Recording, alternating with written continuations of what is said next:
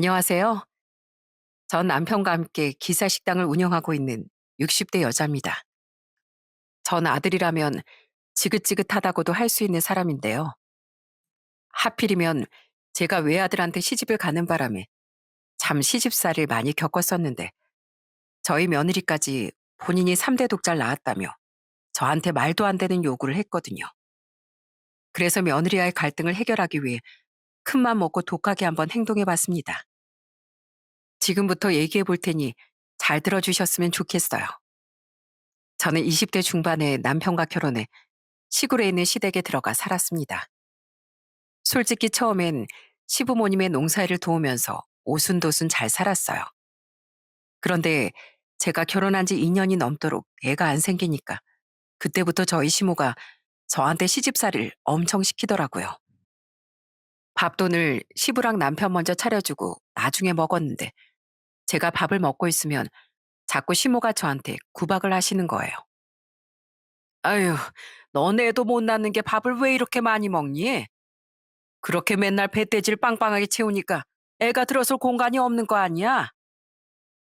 시댁에서 설거지를 할 때도 집 뒤에 있는 수도가에서 찬물로 설거지를 하는데 한겨울엔 손이 너무 시렵더라고요.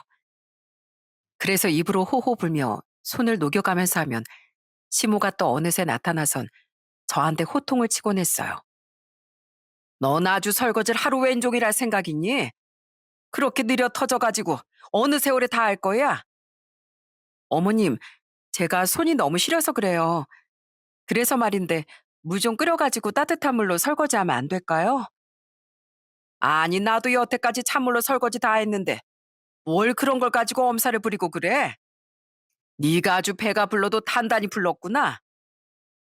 그렇게 시집살이 겪으며 서러워서 남몰래 눈물을 흘릴 때도 많았습니다. 그러다가 제가 결혼한 지 5년 만에 아들을 낳게 되었어요. 전 솔직히 이제 아들을 낳았으니 시집살이에서 벗어날 수 있겠다고 생각했습니다. 하지만 그건 저만의 착각이었어요. 저희 시댁에선 아들이 중요한 거지 아들을 낳은 제가 중요한 게 아니었거든요. 그런데 문제는 저희 남편도 외아들로 귀하게 커서 그런지 철이 없고 게으른 편이었다는 겁니다. 맨날 늦잠 자고 집에서 뒹굴거려도 뭐라고 하는 사람 한 명도 없고 제가 애도 돌보고 살림도 하느라 바쁜 거 뻔히 알면서도 저한테 이거 해달라 저거 해달라 시키기만 하더라고요.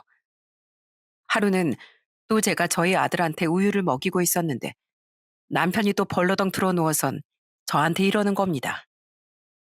여보, 나 목마른데 냉장고에서 보리차 좀 시원하게 한 잔 따라다 줘. 아휴, 나 지금 우리 혜성이 우유 먹이고 있는 거 안 보여? 보리차 정도는 당신이 그냥 냉장고에서 꺼내다가 따라 먹을 수 있는 거잖아. 그런데 그때였어요.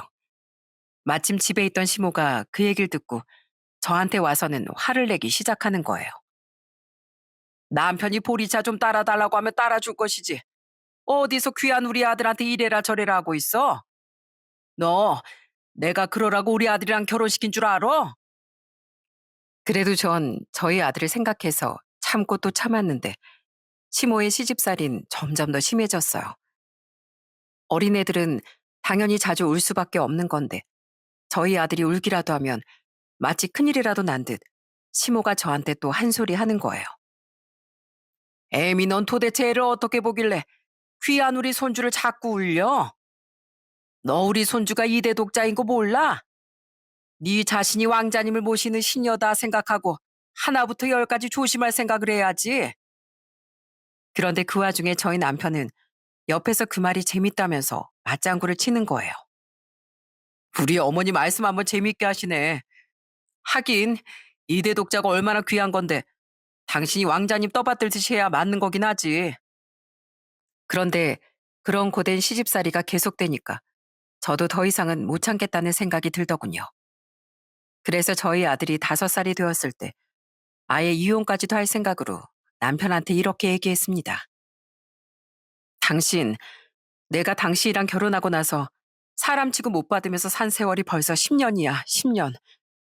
나도 우리 부모님이 귀하게 키운 딸인데 언제까지 계속 이 집에서 당신이랑 우리 아들 수발이나 드는 시녀로 살기 싫다고.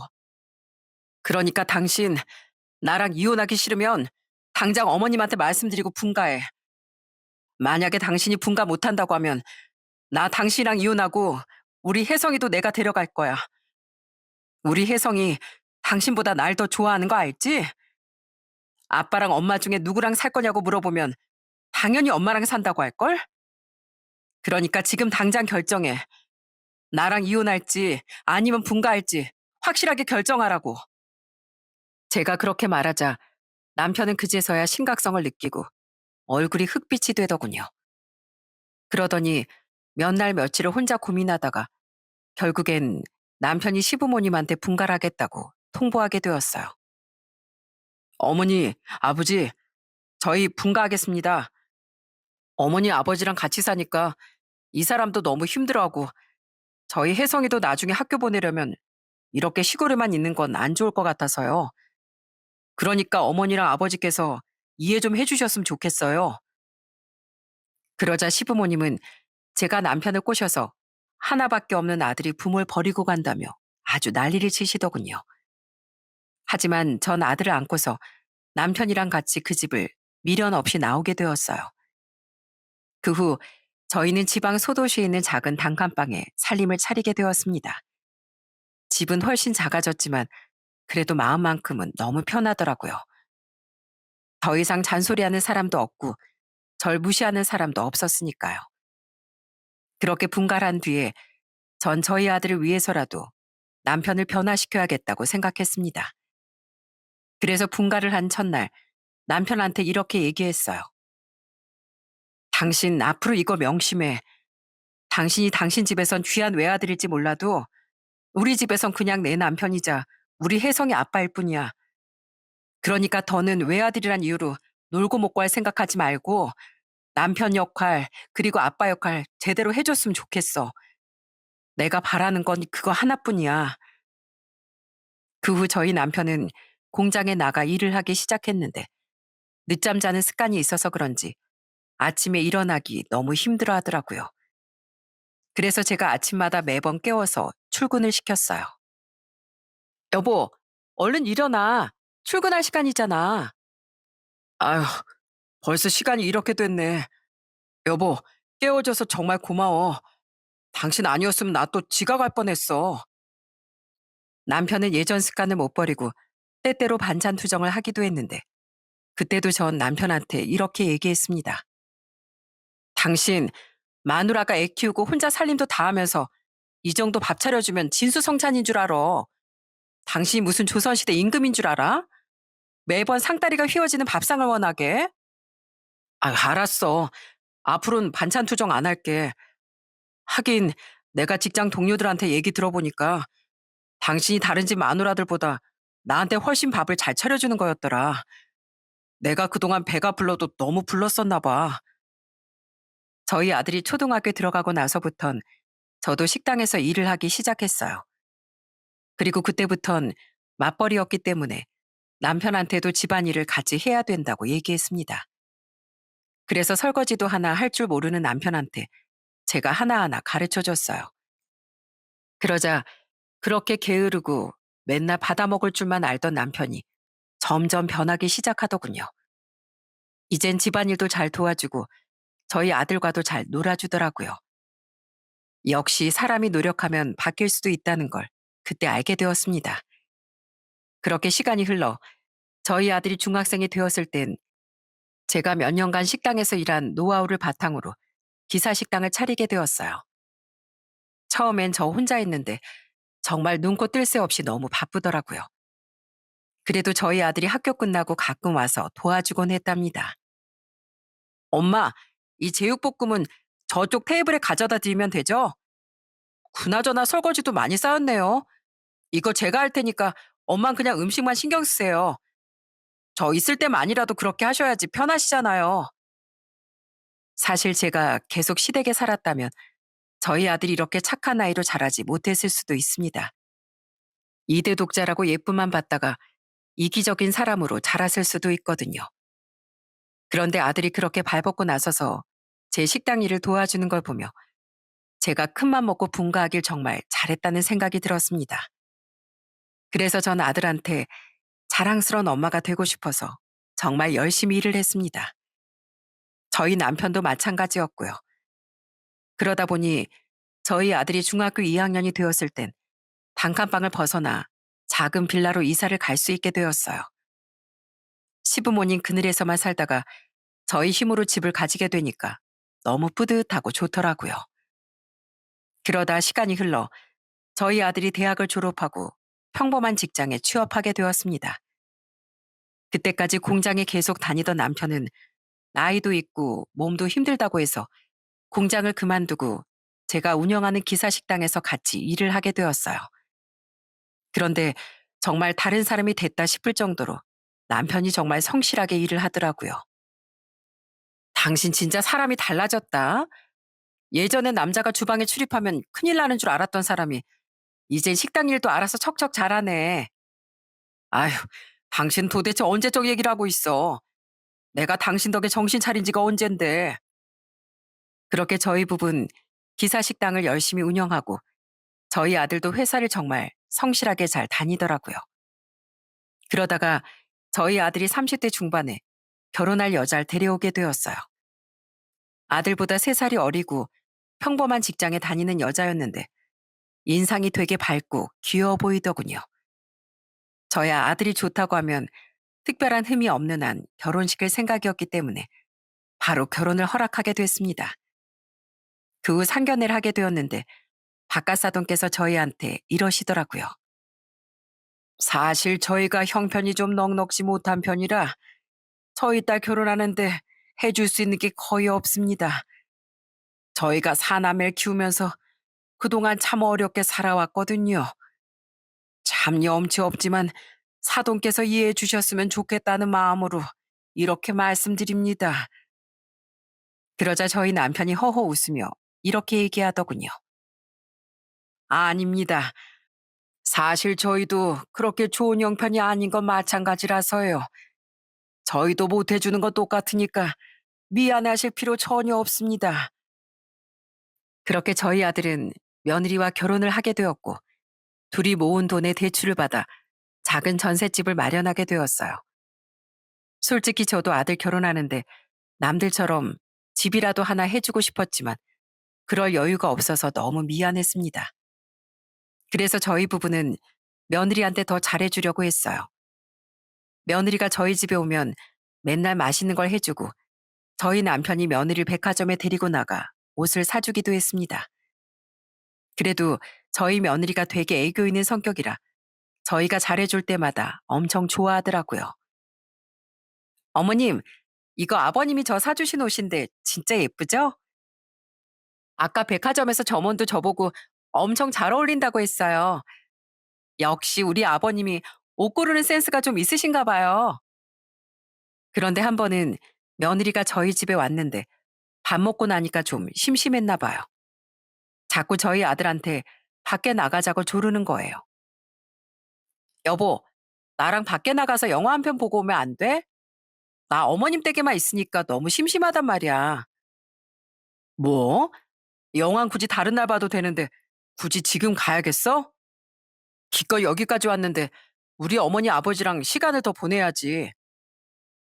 전 심심하다고 투정 부리는 며느리가 귀여워 지갑에서 용돈을 꺼내 며느리에게 건네줬어요. 아유, 우리 집에 뭐 놀 만한 것도 없고 나랑 너희 시아버지도 그렇게 말이 많은 편이 아니니까 심심할 만도 하지. 내가 용돈 줄 테니까 이걸로 너희 둘이 가서 영화 한 편 보고 오렴. 우린 신경 쓰지 말고 그냥 너희끼리 팝콘도 사 먹고 재미있게 놀다 와. 우와, 어머님, 저 진짜 그래도 돼요? 아싸. 여보, 우리 얼른 영화관 가자. 나 어머님이 주신 용돈으로 팝콘도 먹고 오징어 버터구이도 먹을 거야. 그런데 저희 며느리 행동이 어쩔 땐 귀엽지만 또 어쩔 땐 철이 없게 느껴질 때도 있었어요. 며느리가 저희 집에 올 때마다 제가 먹을 걸 이것저것 싸주곤 했었는데 꼭 그냥 안 가져가고 손질해줘야지만 가져가려고 하더라고요. 어머님, 마늘을 이렇게 통째로 주시면 제가 언제 까서 언제 해 먹어요. 그냥 이왕 주시는 거 어머님이 껍질 다 까서 주시면 안 돼요? 제가 하면 한 세월 걸리는데 어머님은 그래도 금방 하시잖아요. 아유, 겨우 이것도 못 가면 어떡해. 지난번에 내가 옥수수 준다고 했을 때도 쪄서 주지 않으면 안 가져간다고 하고 대파도 다 썰어서 비닐에 넣어줘야지 가져간다고 했잖아. 그거야 제가 하면 손도 많이 가고 귀찮으니까 그렇죠. 어머님은 평소에 그런 거 많이 하시니까 별거 아니시겠지만 저한텐 진짜 힘든 일이란 말이에요. 그래도 전 며느리와 딸처럼 친하게 지내고 싶었어요. 조금 철없는 행동을 하더라도 제가 감싸주면 될 거라고 생각했습니다. 그래서 한 번은 며느리와 같이 시장에 간 적이 있었어요. 그런데 마침 시장에 며느리가 좋아하는 떡볶이를 팔더라고요. 세아가, 너 떡볶이 좋아하지 않니? 저쪽에 떡볶이 파는 것 같은데 같이 가서 좀 먹을래? 네? 시장 떡볶이를 먹자고요? 아휴, 저 그런 거 먹기 싫어요. 시장에서 파는 거 찝찝하단 말이에요. 찝찝하긴 뭐가 찝찝해. 다 사람 먹으라고 파는 건데. 저 어릴 때 엄마랑 같이 시장에 간 적이 있었는데 거기서 막 쥐가 돌아다니는 걸 봤단 말이에요. 그래서 그때부터 무섭고 찝찝해서 시장에서 절대 뭐 안 사 먹어요. 그러니까 드시고 싶으시면 어머님 혼자 드세요. 그래서 어쩔 수 없이 간식은 못 사 먹고 구경만 하고 있었는데 제가 며느리한테 시장에서 파는 옷을 사준다고 했더니 또 며느리가 저한테 이러는 거예요. 아우, 시장에서 파는 옷을 뭘 믿고 입어요. 예쁘지도 않고 원단도 별로 안 좋은 것 같은데 그나저나 어머님, 이제 구경 다 하셨으면 그냥 집에 가면 안 돼요? 저 다리 아프단 말이에요. 전 며느리와 오순도순 재미있게 시장 구경을 하고 싶었던 거였는데 시장을 돌아다니는 내내 계속 불평을 하니까 괜히 데려왔나 싶은 생각까지 들었어요. 그런데 그 이후에도 며느린 불만이 있을 때마다 너무 대놓고 표시를 하는 겁니다. 한 번은 아들 부부가 저희 집에 왔는데 그날따라 저희 남편이 몸이 너무 찌뿌둥하다며 목욕탕에 가고 싶다고 하더라고요. 그랬더니 저희 아들이 그럼 차라리 다 같이 찜질방에 놀러 가자고 하더군요. 그래서 저도 재밌겠다 싶었는데 며느리가 또 갑자기 짜증을 내면서 저희 아들한테 이러는 겁니다. 찜질방은 무슨 찜질방이야. 다 같이 찜질방에 가면 난 어머님이랑 둘이서 여탕 들어가야 되는데 나 그거 창피해서 싫단 말이야. 난 가기 싫으니까 갈 거면 나 빼고 가. 솔직히 시어머니랑 같이 목욕을 한다는 게 창피하게 느껴질 수 있다는 건 충분히 이해합니다. 하지만 그걸 좋게 말해도 되는데 저한테 다 들리게 대놓고 짜증을 내는 걸 보니 저도 기분이 좋지는 않더라고요. 그래서 저도 그냥 안 간다고 하고 아들과 저희 남편만 목욕탕에 보냈습니다. 그런데 정말 웃긴 게 저희 며느리가 그렇게 불평불만이 많으면서도 또 어쩔 땐 저한테 엄청 살갑게 했다는 거예요. 특히 제가 음식을 해주면 그렇게 맛있다고 엄청 애교를 떨더라고요. 우와, 어머님은 역시 식당 운영하셔서 그런가 손맛이 장난 아니신 것 같아요. 세상에, 이 갈비탕도 어쩜 이렇게 맛있어요? 저 삼시세끼 이 갈비탕만 있어도 먹고 살 수 있을 것 같아요. 아유, 내가 해준 갈비탕이 그렇게 맛있어? 그럴 줄 알았으면 조금 더 넉넉하게 할 걸. 더 주고 싶어도 냄비에 남은 게 없어서 더 줄 수가 없네. 괜찮아요. 그럼 아버님 거 뺏어 먹으면 되죠? 아버님, 저 이거 고기 좀 가져갈게요. 어차피 아버님은 평소에 어머님 음식 많이 드시잖아요. 그러니까 오늘은 저한테 양보하세요. 그나저나 어머님, 갈비탕이랑 김치랑 같이 먹으니까 너무 맛있는데 저 김치 좀 더 꺼내주시면 안 돼요? 그러자 저희 아들이 며느리한테 한마디 하더라고요. 여보, 김치 정도는 직접 꺼내 먹어도 되잖아. 우리 어머니가 갈비탕까지 맛있게 끓여주셨는데 굳이 어머니한테 김치까지 꺼내달라고 부탁해야겠어? 그게 뭐 어때서. 그리고 내가 어디서 들었는데 원래 시어머니 살림은 함부로 건드는 거 아니래. 그래서 내가 어머님 댁에 오면 설거지도 잘 안 하잖아. 괜히 내가 건드렸다가 깨뜨리거나 망가뜨리면 어떡해. 세상에 시아버지 그릇에 있는 고기를 뺏어가질 않나. 시어머니한텐 김치 더 달라고 시키질 않나. 솔직히 얄밉긴 했지만 아무렇지도 않게 애교 부리며 말하니까 크게 화를 내기도 애매하더라고요. 그래서 원래 성격이 그런 거겠거니 하며 이해해 보려고 했습니다. 그러다가 저희 며느리가 결혼한 지 1년 반 만에 임신을 하게 되었어요. 저는 너무 기뻐서 며느리한테 임산부한테 좋다는 영양제며 뭐며 선물을 이것저것 많이 사다 줬습니다. 그런데 한 번은 제가 며느리한테 인부복을 사다 줬는데 며느리가 그걸 보자마자 인상을 확 찌푸리는 거예요. 어머님, 저 그래도 나름 패션에 신경 쓰는 사람인데 이렇게 촌스러운 걸 어떻게 입고 다녀요? 요즘에 예쁜 인부복도 많이 나오는데 하필이면 왜 이런 걸 사오셨냐고요? 아유, 입기 싫으면 그냥 도로 내놔라. 난 그래도 너 생각해서 고르고 고른 건데 네가 마음에 안 든다고 하니까 어쩔 수가 없구나. 앞으로 너한테 옷 같은 건 절대 사주지 말아야겠어. 아니, 누가 사주지 말라고 했나요? 사주더라도 예쁜 걸로 사주시라는 거죠. 정 못 고르시겠으면 그냥 돈으로 주시던가요. 그래도 생각해서 사간 선물인데 마음에 안 들더라도 그냥 감사하다고 얘기할 수 있는 거 아닌가요? 그런데 저렇게 싫다고 티를 팍팍 내니까 저도 더 이상 뭘 해주고 싶지 않더라고요.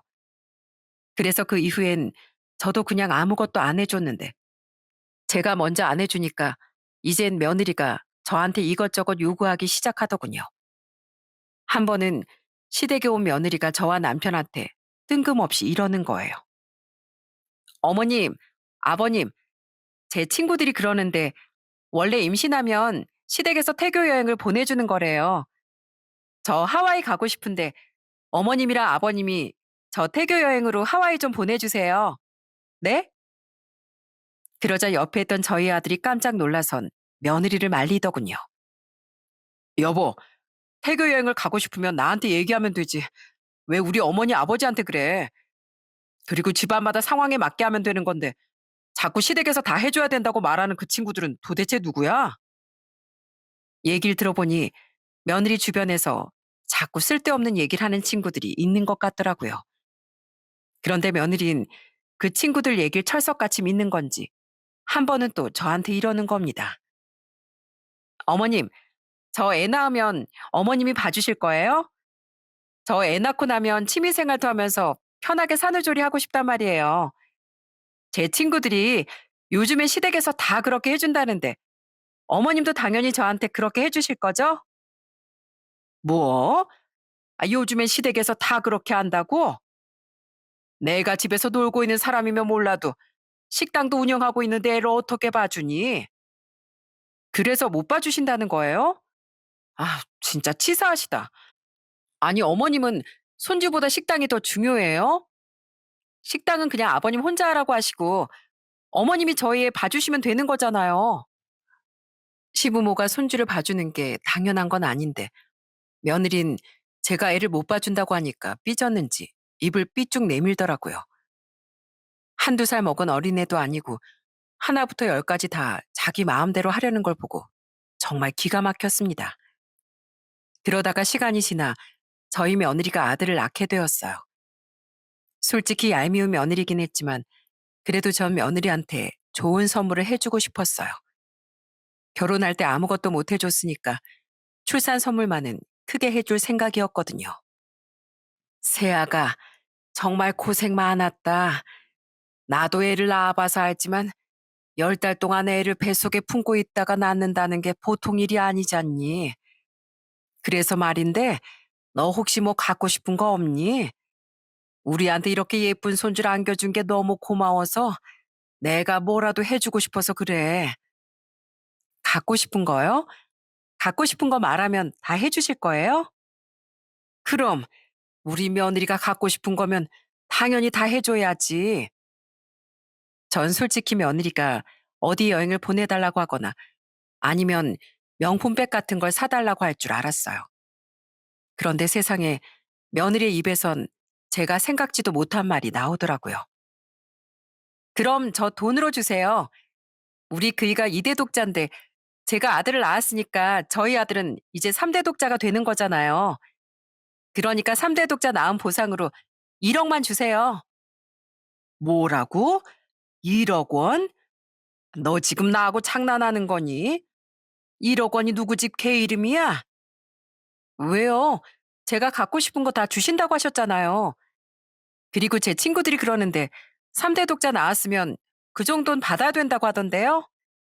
제가 아들 안 낳았으면 강씨 집안 대가 끊기는 거였잖아요. 저 어머님한테 그 돈 받으면 더 넓은 집으로 이사 가려고요. 안 그래도 지금 사는 집 너무 좁아서 불편했거든요. 세상에, 저는 그 얘기를 듣고 정말 기절초풍하는 줄 알았습니다. 물론 제가 원하는 거 다 해준다고 얘기하긴 했지만 그렇다고 1억 원이나 되는 큰돈을 요구하는 사람이 어디 있나요?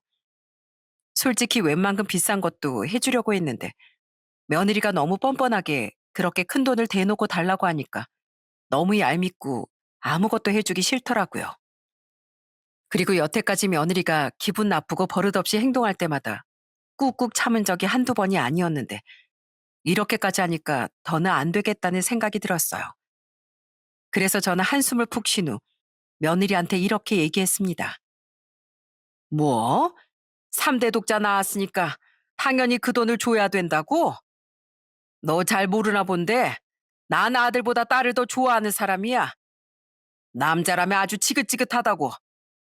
그런데 내가 네가 아들 낳았다는 이유로 그런 큰 돈을 너한테 왜 줘야 되니? 네? 원래 어른들은 다 아들을 좋아하는 거 아니었어요? 전 당연히 그런 줄 알았는데요. 참나. 아, 요즘 세상이 무슨 세상인데 누가 아들만 좋아해? 내가 외아들이 네 시아버지한테 시집가서 얼마나 시집살이를 많이 당했는 줄 알아? 게다가 나도 아들만 한 명 낳는 바람에 맨 남자들한테만 둘러싸여서 살았다고. 근데 뭐? 3대 독자 낳았으니까 1억을 줘? 개뿔. 그놈의 3대 독자 필요 없으니까 갖다 버리라고 해라. 내가 살다 살다 며느리한테까지 아들로 갑질당할 줄은 생각도 못했다. 아니, 제가 언제 아들로 갑질을 부렸다고 그러세요? 전 그냥 귀한 3대 독자 낳았으니까 그만한 보상을 받고 싶다고 얘기한 거잖아요. 그게 그렇게 잘못된 거예요? 그러니까 3대 독자가 귀하다는 게 대체 어느 집 기준이냐고? 네가 돈 욕심에 아주 우리 손주 가지고 장사하려나 했나 본데 너 그거 나한텐 절대 안 통한다. 내가 너한테 아들 낳으라고 강요한 것도 아닌데 어디서 3대 독자라고 유세질이야? 유세질은. 내가 솔직히 네가 갖고 싶은 거 뭘 말하든 다 해주려고 했는데 이렇게 말도 안 되는 욕을 하는 걸 보니까 해주고 싶은 마음이 아예 싹 사라져버렸다. 여태까지 버릇없게 하는 것도 다 받아줬는데 이딴 식으로 도를 넘는 걸 보니 나도 더 이상 못 참겠다고. 그러니까 그놈의 3대 독자 네가 알아서 키우고 앞으로 나한테는 아무것도 받을 생각하지 마라. 알겠니? 그러자 제 옆에 있던 남편은 한숨을 푹푹 쉬고 저희 아들도 며느리한테 엄청 화를 내더라고요. 당신, 내가 그 친구들이랑 어울리지 말라고 그랬지? 세상에 누가 아들 낳았다고 시부모한테 1억이라는 큰 돈을 요구해. 우리 집이 무슨 어디 재벌집인 줄 알아? 그래도 우리 어머니가 당신 생각해서 갖고 싶은 거 해준다고 말씀하셨으면 적당한 선에서 얘기를 했어야지. 내가 진짜 당신 때문에 못 살아. 쪽팔려서 못 살겠다고. 아들이 계속 며느리한테 화를 내길래 저는 더 듣기도 싫어서 남편이랑 같이 집에 돌아와 버렸어요. 그래도 예전엔 며느리가 애교 있게 넘어가니까 봐줄 때가 많았는데 이제 며느리의 버릇을 고치지 않으면 안 되겠다는 생각이 들더군요. 그래서 그 이후에 며느리한테서 전화가 와도 전화를 받지 않고 문자에 답장도 하지 않았습니다. 그런데 한 번은 아들한테 전화가 오길래 받아봤더니 아들이 아니라 며느리의 목소리가 들리는 거예요. 어머님, 왜 요즘에 제 연락 안 받아주세요? 저 어머님이 하도 제 연락 안 받아주셔서 우리 그 휴대폰으로 몰래 전화한 거란 말이에요. 진짜 저 이렇게 모르는 사람 취급하실 거예요? 그래, 네가 날 하도 시애미 취급도 안 하고 돈으로만 생각하는 것 같길래 나도 널 며느리 취급 안 하기로 했다. 세상에 내가 무슨 호구도 아니고 아들 낳았다고 유세하는 며느리한테 계속 휘둘리면서 살아야겠니? 어머님, 제가 잘못했어요. 저 안 그래도 그날 우리 그이한테 엄청 혼났단 말이에요. 그래서 어머님한테 사과하고 싶었는데 연락도 안 받아주시면 어떡해요. 어머님 그동안 저 엄청 예뻐해 주셨잖아요. 제가 잘못했으니까 그냥 예전처럼 지내면 안 돼요? 계속 나랑 잘 지내고 싶었으면 네가 행동을 조심했어야지. 네가 잘 모르나 본데 나도 참는데 한계가 있는 사람이야. 그러니까 쓸데없는 소리 하지 말고 당장 전화 끊어. 한 번만 더 우리 아들 휴대폰으로 전화하면 가만 안 둘 줄 알아. 저는 아들을 통해 며느리한테 얼굴 보기 싫으니까 명절 때도 오지 말라고 했어요. 그리고 나한테 이제 며느리는 없으니까 앞으로 아는 척도 하지 말라고 했습니다. 게다가 전엔 아들이랑 둘이 데이트하라고 종종 용돈도 주고 그랬었는데 이젠 그것도 싹 끊어버렸습니다. 그런데 제가 아예 남처럼 대하니까 그건 또 싫었던 걸까요? 며느리가 어느 날 저희 집에 찾아와서는 울먹거리며 사과를 하기 시작하는 거예요. 어머님, 죄송해요. 제가 어렸을 때부터 너무 없이 살아서 그런지 괜한 욕심이 생겼나 봐요. 게다가 옆에서 친구들이 자꾸 시댁에 이것저것 요구해야 된다고 얘기하니까 당연히 그게 맞는 줄 알았어요. 그런데 이제 와서 생각해 보니까 제 친구들 중에 그런 말 하는 애들은 다 결혼도 안 한 애들이더라고요. 겪어보지도 않고 인터넷에서 본 걸로만 나불대는 거였는데 제가 그것도 모르고 거기에 너무 휘둘렸나 봐요. 뭐? 인터넷에서 본 것만 가지고 나불거렸다고? 도대체 인터넷에 무슨 말도 안 되는 말들이 돌아다니고 있길래 너한테 그런 얘기를 짓거리는 거야? 친구들이 그러는데 시댁에 너무 잘하면 호구 잡힌다고 하더라고요. 그래서 할 줄 아는 것도 못하는 척 해야 되고 요구할 건 당당히 요구해야 된대요. 그리고 요샌 결혼 못하는 남자들도 많은데 제가 그이랑 결혼해서 3대 독자까지 낳아줬으니까 당연히 1억 원 정도는 요구하는 게 맞다고 하더라고요. 그런데 생각해 보니까 제가 무슨 돈 벌려고 결혼한 것도 아니고 그이랑 사랑해서 결혼한 건데 친구들 얘기만 듣고 너무 말도 안 되는 억지를 부렸던 것 같아요. 우리 희민이도 제가 3대 독자를 낳아준 게 아니라 제가 그이랑 사랑해서 결실을 얻은 거잖아요.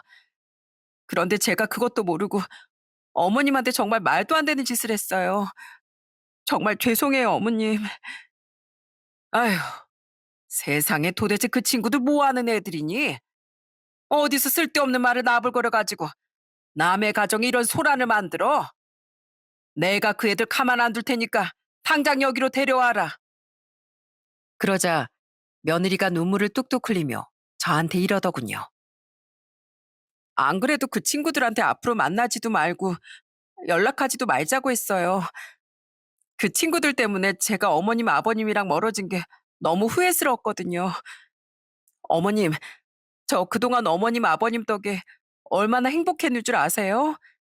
두 분이서 절 너무 예뻐해 주시고 잘해 주셔서 어머님 댁에 올 때마다 사랑받는 느낌에 너무 좋았었단 말이에요. 그런데 갑자기 두 분 다 제 연락도 안 받으시고 만나 주지도 않으시니까 하늘이 무너져 내리는 줄 알았어요. 저 다시는 어머님한테 그런 못된 짓 안 할 테니까 그냥 예전처럼 저랑 잘 지내 주시면 안 돼요? 저 어머님이 없으니까 제 결혼 생활이 반쪽짜리 같은 느낌이란 말이에요. 제발 저 좀 용서해 주세요. 네? 펑펑 울면서 그렇게 말하는 며느리를 보니 조금 안쓰럽다는 생각이 들더군요. 사실 저희 며느리가 얄미운 짓을 많이 하긴 했어도 본성이 나쁜 사람 같진 않았거든요. 그래도 그동안 저희한테 애교 있게 잘하기도 했었고 저희 아들이랑 잘 지내는 것도 너무 보기 좋았는데 제가 여기서 며느리를 계속 남처럼 대한다면 다시는 예전처럼 돌아갈 수 없을 것 같았습니다. 그래서 전 울고 있는 며느리를 달래주며 이렇게 얘기했어요.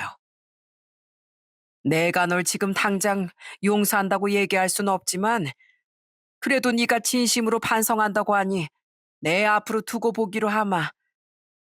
그리고 혹시나 네가 오해할까 봐 얘기하는 건데 내가 널 미워해서 그런 게 아니야. 난 네가 우리 아들이랑 결혼해서 예쁜 손주도 낳고 사는 게 너무 고마운데 네가 자꾸만 버릇없게 행동하고 엇나가니까 그걸 고쳐주고 싶어서 그랬던 거라고.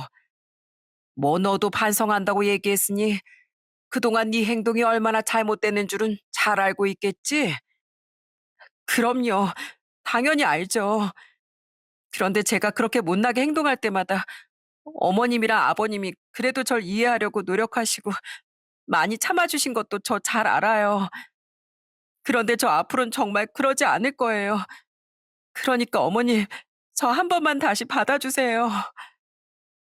그래, 네가 앞으로는 그러지 않겠다고 하니 내가 한 번만 믿어보마. 대신 다음에 또 그런 식으로 행동하면 그땐 얄짤 없는 줄 알아. 내가 너 예쁘다고 봐주는 것도 한계가 있어. 알겠니? 그러자 며느린 명심하겠다며 눈물을 펑펑 흘리더군요. 저는 그런 며느리를 따뜻하게 안아줬습니다. 그런데 그 후 달라지겠다던 며느린 정말로 하는 행동이 180도 다른 사람으로 변해버렸어요. 세상에 하루는 일을 도와주겠다며 저희 식당에 찾아온 거예요.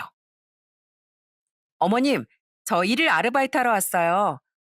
저 음식은 잘 할 줄 모르지만 설거지랑 서빙은 할 수 있거든요. 그러니까 절 그냥 알바생이라고 생각하고 마음껏 시켜주세요. 아이고, 애미 네가 웬일이래? 아, 우리 식당에 일을 다 도와주러 오고. 제가 생각해보니까 어머님이랑 아버님이 식당에서 힘들게 일하시는 거 알면서도 한 번도 제가 도와드린 적이 없더라고요. 그래서 앞으로는 가끔씩이라도 와서 도와드리기로 했어요. 물론 제가 그렇게 빠릿빠릿하진 않아서 마음에 안 드실 수도 있지만 그래도 저 열심히 한번 해보려고요. 그러다가 한 번은 또 같이 감자탕을 먹으러 갔는데 며느리가 살을 다 발라서 저와 남편 접시에 얹어주는 거예요. 어머님, 아버님, 고기 많이 드세요. 원래 나이 드실수록 이렇게 단백질을 많이 섭취해야 된대요. 어머, 네가 웬일로 우리한테 고기를 다 양보하니? 너 원래 맛있는 거 있으면 네 시아버지 그릇에 있는 것도 뺏어가는 애였잖아. 아, 그땐 그랬는데 생각해보니까 어머님이랑 아버님이 맛있는 걸 더 많이 드시는 게 맞는 것 같아서요. 전 아직 나이가 젊으니까 앞으로 먹을 날이 훨씬 더 많잖아요. 뭐? 너 그래서 지금 우리 살 날 얼마 안 남았다고 얘기하는 거니? 아니, 그게 아니라요. 그냥 어머님이랑 아버님이 맛있는 거 더 많이 드셨으면 좋겠다는 거죠. 그리고 어머님과 아버님이 살 날이 얼마 안 남기 왜 안 남아요? 우리 희민이 나중에 대학 졸업하고 결혼할 때까지 오래오래 사셔야죠. 저희 며느린 예전엔 음식 같은 것도 손질해 주지 않으면 가져가지도 않았는데 이젠 저한테 먼저 음식 손질하는 법을 가르쳐 달라고 하더군요. 어머님, 제가 그동안 주변 사람들 말에 너무 휘둘렸나 봐요. 그래서 그땐 친구들 말만 듣고 저도 괜히 만만한 며느리처럼 안 보이고 싶어서 어머님한테 다 손질해 달라고 그랬어요. 그런데 생각해 보니까 어머님이 이것저것 챙겨주시는 것만으로도 감사한데 제가 감사한 것도 모르고 너무 뻔뻔하게 굴었던 것 같아요. 그러니까 이제부턴 어머님한테 저도 다 배워서 제가 직접 손질할 거예요. 그러다가 저희 손주가 돌이 되어서 돌잔치도 하게 되었습니다. 그때 오랜만에 사돈들도 보게 되었는데 안 사돈이 왠지 모르게 안색이 좀 안 좋으시더라고요. 사부인, 혹시 어디 편찮으세요? 예전보다 살도 많이 빠지신 것 같고 얼굴빛이 좀 안 좋으신 것 같아서요. 아유, 아닙니다. 그냥 나이 먹어서 그런 거죠, 뭐. 그나저나 사부인, 저희 딸 정말 많이 챙겨주신다고 들었습니다.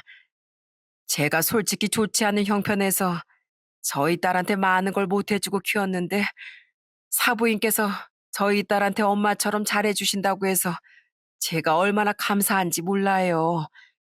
그래서 이렇게 돌잔치에서라도 뵙게 되면 꼭 감사 인사 드리고 싶었습니다.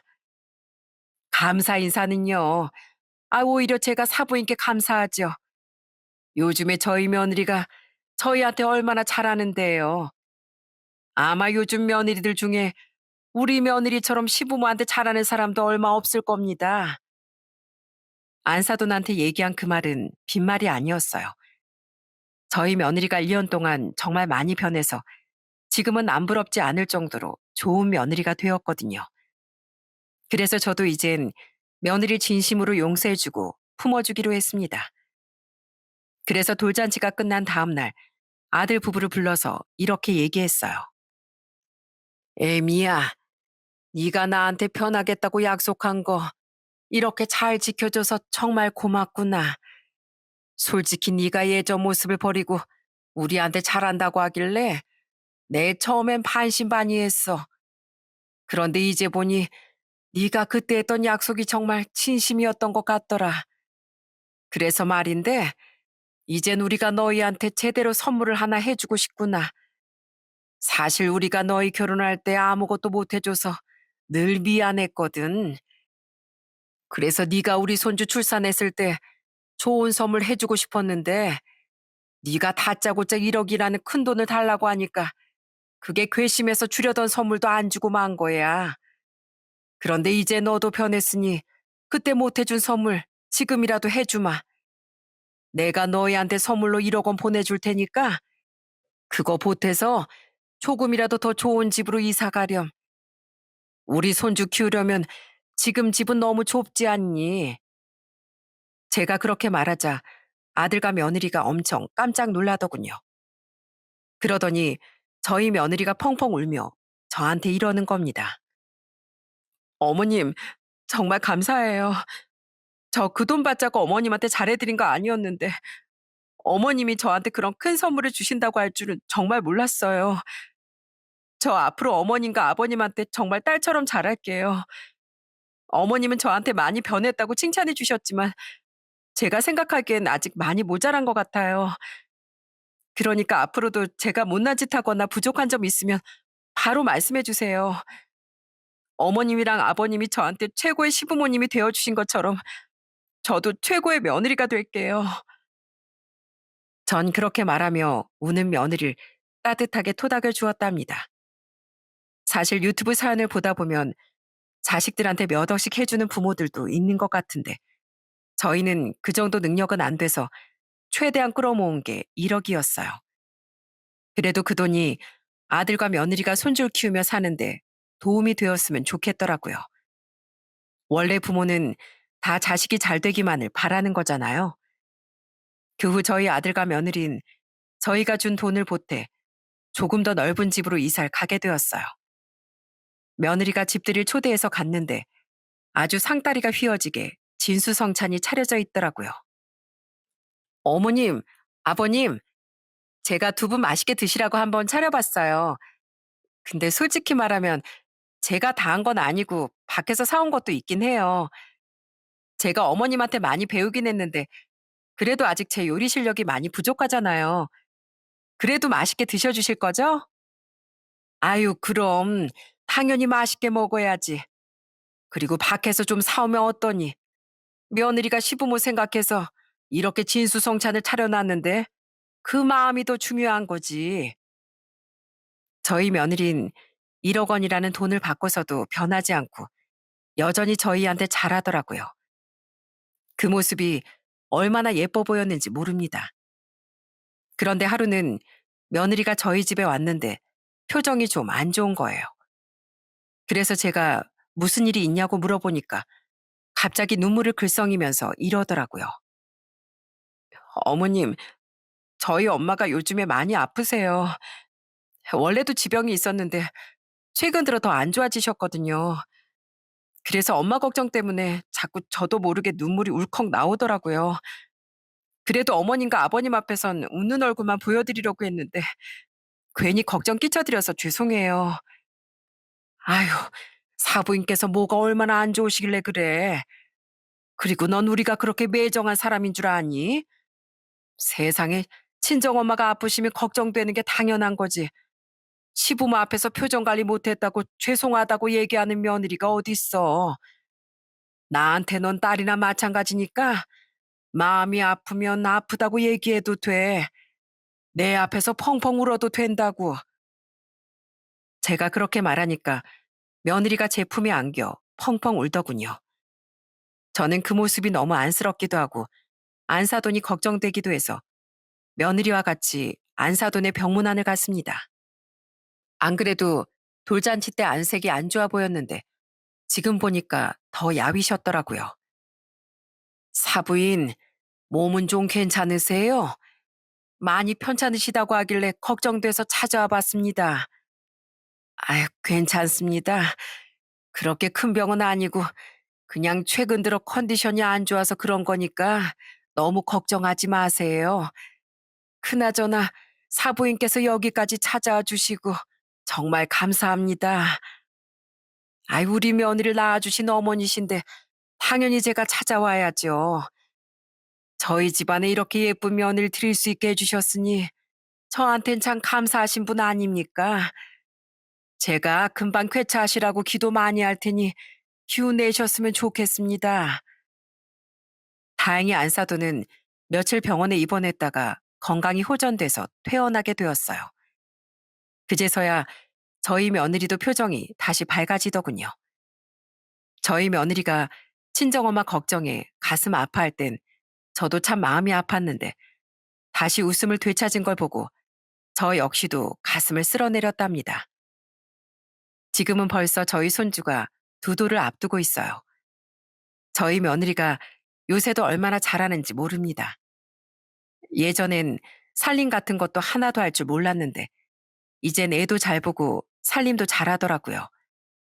그리고 애교 있는 성격은 그대로지만 예전처럼 버릇없이 행동하는 것도 싹 다 없어졌답니다. 저는 저희 남편에 이어서 며느리까지 사람이 이렇게 바뀔 수도 있다는 걸 두 번이나 느끼게 되었어요. 물론 본성이 나쁜 사람들은 바뀌기 힘들 수도 있지만 그렇지 않은 사람들은 노력을 하면 변할 수도 있는 거더라고요.